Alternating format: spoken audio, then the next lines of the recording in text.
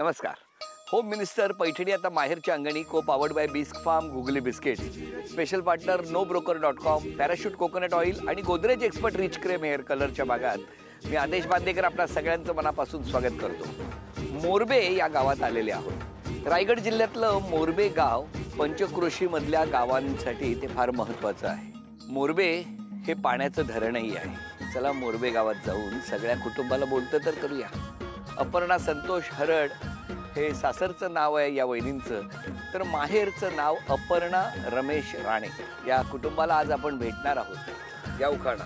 रुसलेल्या राधेला कृष्ण म्हणतो हार, संतोष नावाचे नाव घेते आधी होळी तुमच्यासाठी खास. काय सांगता हो. चला सुरुवात करूया आजच्या गप्पात.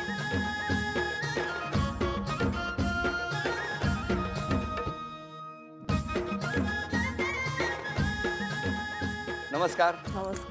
नमस्कार. कुठलं माहेर? मोरबा.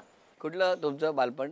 पाषाणे, नेरळ पाषाणे. कसं गेलं हो बालपण? बालपण म्हणजे जास्त नदीवर जास्त. शाळेत गेलाच नाही? शाळा कमी जास्त बाहेर. शाळा कमी, नदी जास्त. घरी कोण कोण होतं तुमचं? घरी आई बाबा 3 भाऊ आहेत मला. वहिनी ओळख करून द्या आता सगळ्यांची. हे माझे मिस्टर. हो नमस्कार. ते माझे बाबा. हे माझी आई. नमस्कार. ते सासरे सासू. नमस्कार. ती मोठी वहिनी, ती मोठी चुलती माझी. हो हो. ती पण वहिनी, ही माझी वहिनी, ही मोठी बहीण, तो मोठा भाऊ. नमस्कार. ही छोटी बहीण काकांची मुलगी, हा लहान भाऊ माझा. हो.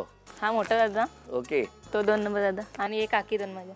बरं बरं बरं. नमस्कार सगळ्यांना. नमस्कार. बरं मला तुम्हाला विचारायचंय, याच घरात राहायला होता तुम्ही लहानपणापासून? तिकडे तुला घरी तो पाठीमागे दिसतो ना तिकडे, तिथं माझं बालपण गेलं. आता लग्नाच्या आधी 2-3 वर्ष इथं राहायला आलो आम्ही. मग आई बाबा काय करायचे? आई हाऊसवाईफ आणि बाबा असे जॉबला होते फार्म हाऊसवर. कसं गेलं बालपण? गरिबीत गेलं पण चांगलं होतं. पण एखादी गोष्ट मागितली की मिळायची? मी आईकडे हट्ट केला का आई द्यायची, म्हणजे मला भेटायचं भावांपेक्षा माझ्या जास्त मला भेटायचं. तर तुम्ही जास्त हट्ट करायचा? हां. काय हसता काय हो तुम्ही?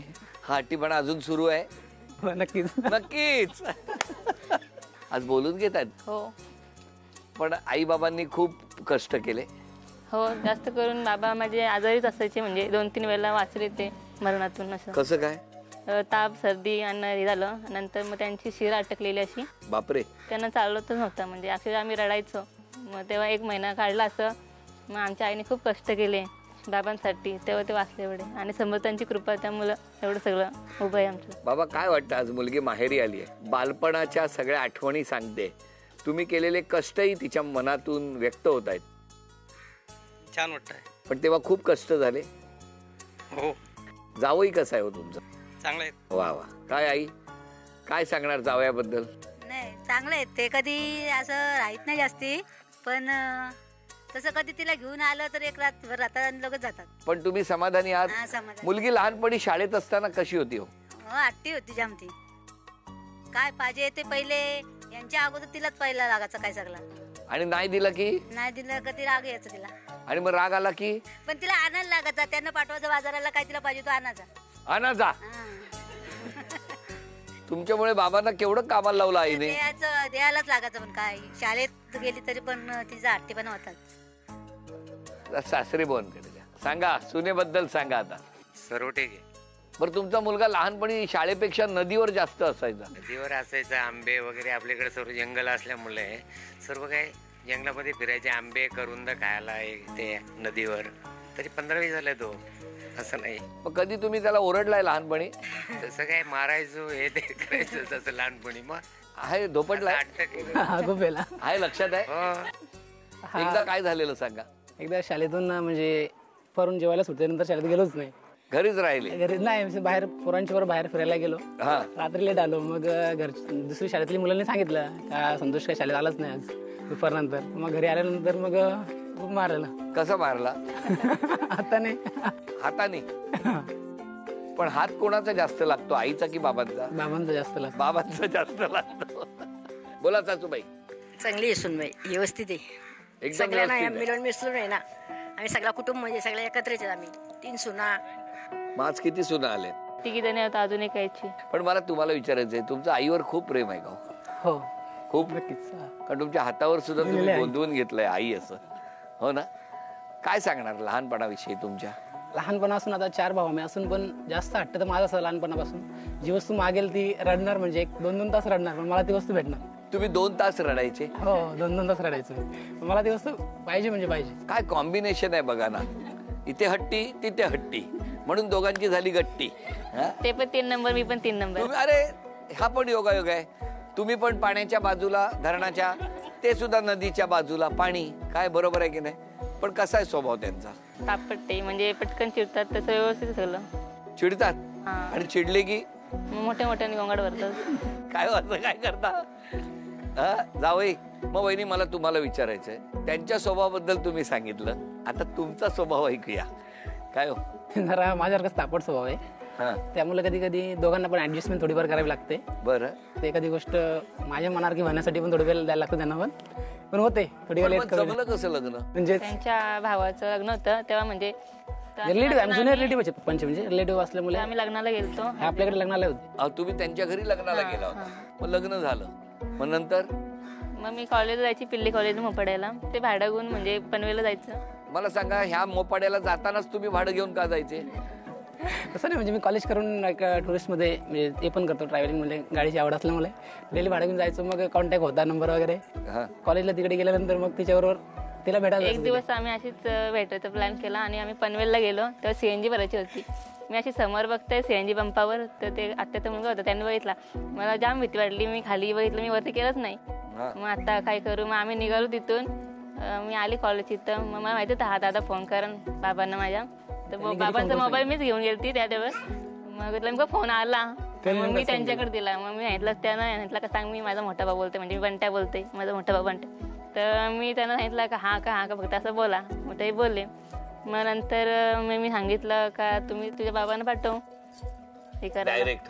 बरोबर आहे. मग तिथून मग ती बोलणी चालू झाली. मला वाटलं घरी येऊन सांगितलं तर बंट्या कोणाबरोबर फिरायला गेला होता. नाही, तुम्ही सांगायचं ना, मला दिसला होता CNG पंपावर. म्हणजे बंट्या तुमचं राहिलं बंट्याच गॅसवर.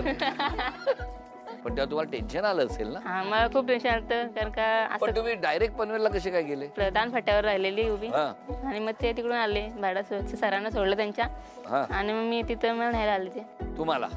आणि तुम्हाला घेऊन त्याच्या आधी माझा बर्थडे झाला, तर गिफ्ट द्यायचं होतं त्यांना. काय दिलं गिफ्ट तेव्हा?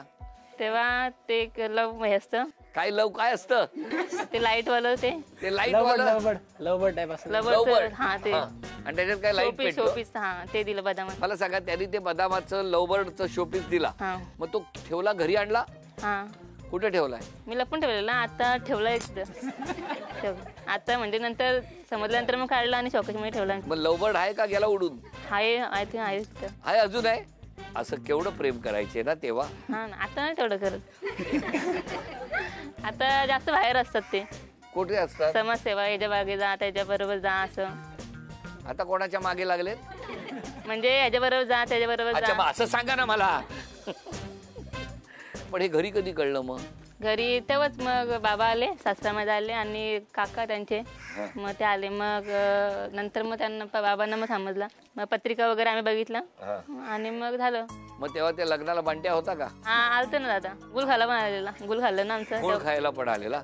एखादी गोष्ट तुम्ही त्यांच्याकडे मागितली तर आताही आणून देतात? म्हणजे काही सांगा तुम्ही, सगळं आणून देतो व्यवस्थित. किती वर्ष तुमचं? फक्त एवढंच का, माझं ऐकत नाही काही, म्हणजे इथे जाऊ नका, तिकडे जाऊ नका, असं ते ऐकत नाही. कुठे कुठे जाऊ नका सांगून जातात? भांडणं वगैरे केलं का त्यांच्या मध्ये जातात. असं भांडणं झाली का गावामध्ये, मग त्यांचं तिथे जाऊ नये, म्हणजे मध्ये जाता हो तुम्ही? आता गावामध्ये राहतो, त्यामुळे कसं पहिल्यापासून पॉल्युशन मध्ये आपण आहेत, म्हणजे गावातलं वगैरे. बरोबर.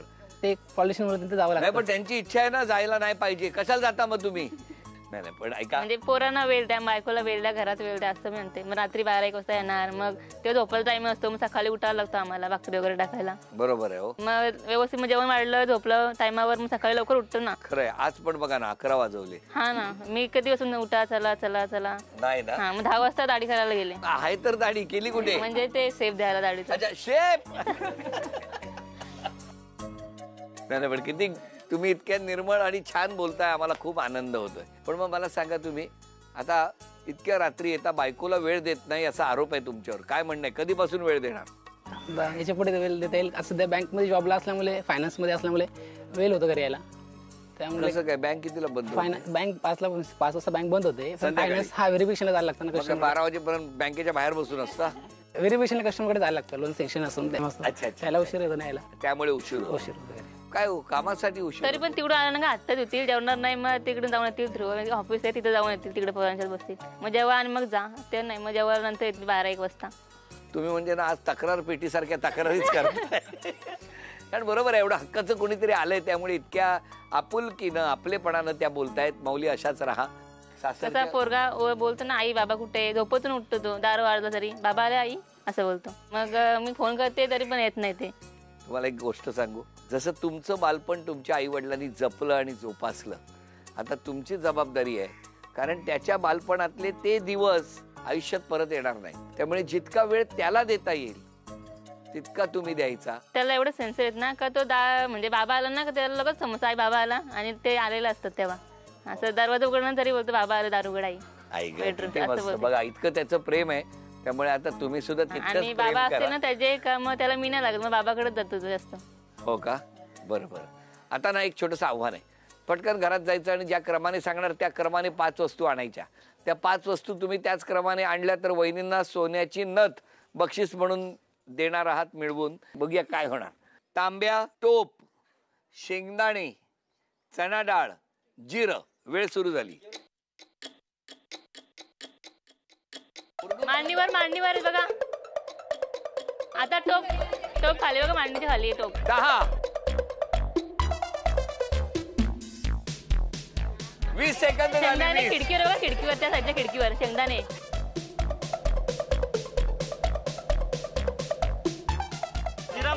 डब्यात 40.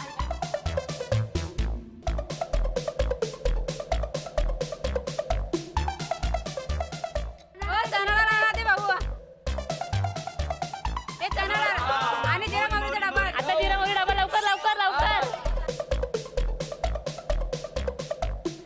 5, खिडकीवर गोल डबा. हा 4.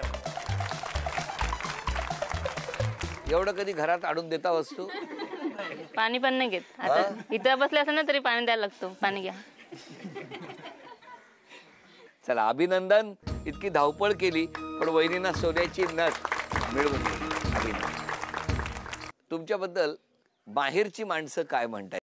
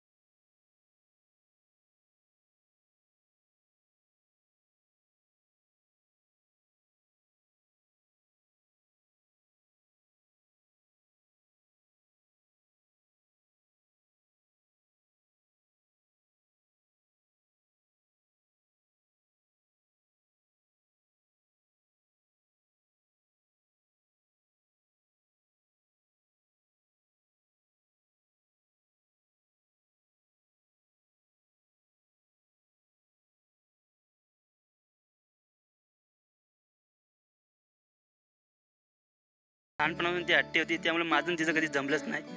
तिचा आकडा होता, त्यामुळे तिचं हट्टच वेगळं होतं. ते पहिले आमची परिस्थिती तशी नव्हती, त्यामुळे माझं तिचं जमलं. पण मग अशी ताई निघाली सासरला तेव्हा काय झालं? मग थोडंसं रडलो, जास्त नाही म्हणजे रडलो. दोघांचं काही जमत नव्हतं जमत आमचं. मग कशामुळे एवढं वाईट वाटलं ताई निघाल्यावर? तेव्हा ते वेगळंच असतं. काय सांगणार ताई बद्दल? आहे ना, छोट्या ताईपेक्षा मोठी ताई एकदम जाम कष्ट केले तिने. जेव्हा आम्ही 4थीला होतो तेव्हा माझे आई बाबा काळावला कर्जतला बंगल्यावर राहायचे. 5-6 वर्ष ताईने आणि दादाने माझा सर्व शिक्षणाचा खर्च केला. त्यानंतर ताईचं लग्न जमला, त्यानंतर आई बाबा इकडे आले. नंतर बाबा आल्यानंतर सर्वात वाईट दिवस म्हणजे माझ्या पप्पांना ऑपरेशनला नेले. पाटणीचं पूर्ण अर्धा पाटणीचं ऑपरेशन झालेला, तो सर्वात वाईट क्षण. सगळ्या भावंडांच्या डोळ्यातून ते बालपण वाहतंय. काय सांगणार? दादा आणि तुमचं नातं 36चा आकडा होता. काय म्हणताय तुम्ही? असंच तो मला वाटतं कॉलेजला माझी शिकायची इच्छा होती असं म्हणजे पुढं, मग त्यावरून असंच व्हायचं आमच्या दोघांचं.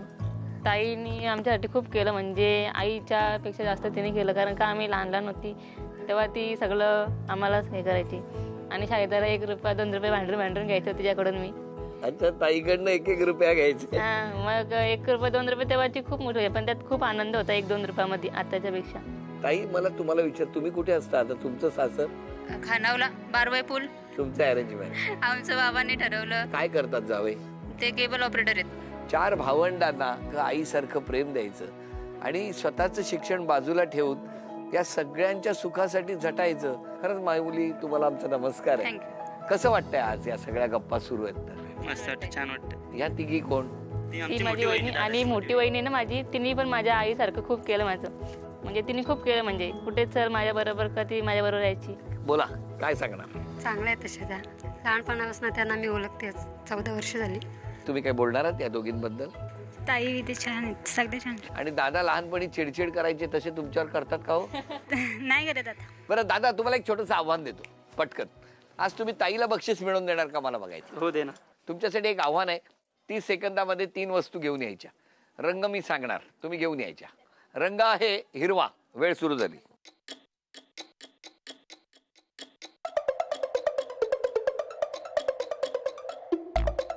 दहा सेकंद झाली. हिरवी बांगडी व हिरवी बांगडी. 10 झाली.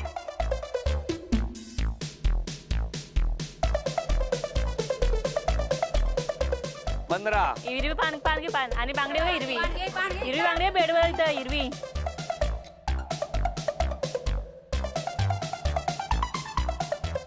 हिरवी मिरची कढीपत्ता कोथिंबीर. लवकर.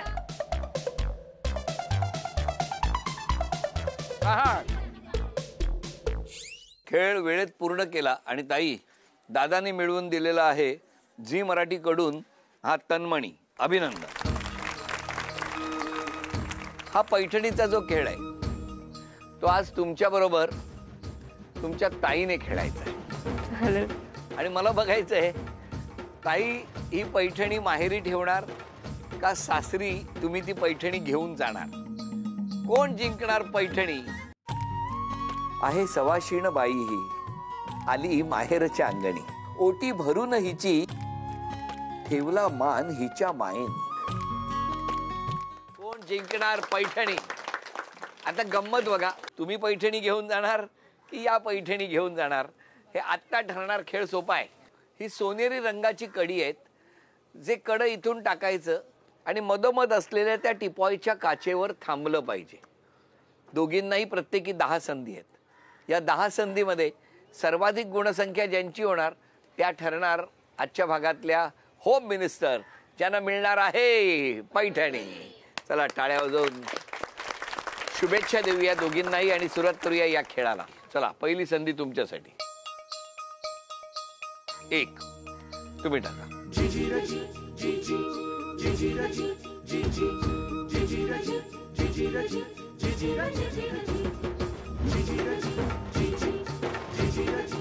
एक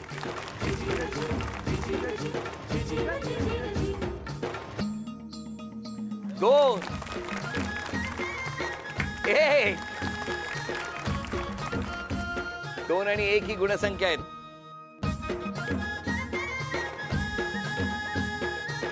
3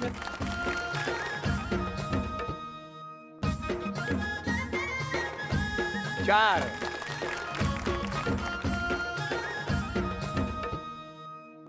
अभिनंदन. उपविजेत्या ठरल्या तमन्ना वहिनी, त्यांना झी मराठीकडून चांदीचं नाणं. अभिनंदन. आणि आजच्या भागात होम मिनिस्टर ठरल्या अपर्णा वहिनी, त्यांना तथास्तु पुणे आणि कोल्हापूर यांच्याकडून मिळत आहे पैठणी. अभिनंदन.